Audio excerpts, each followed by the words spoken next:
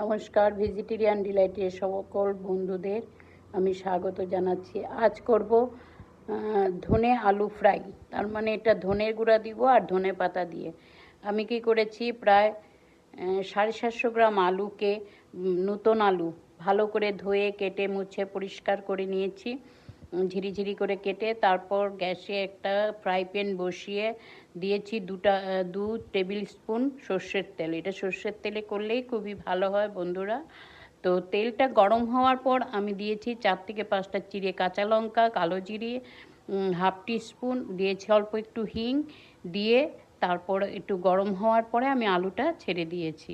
এখানে বিশেষ মশলা কিছুই লাগে না, তাও আমি কুচনো ধনেপাতা আর হাফ টিস্পুন গরম মশলা একটু নামাবার আগে দিয়েছি। তারপর ভালো করে নেড়ে চেড়ে নামিয়ে নিন। গরম ভাতে, রুটি, লুচি, পরোটা সবটাতেই ভালো লাগে।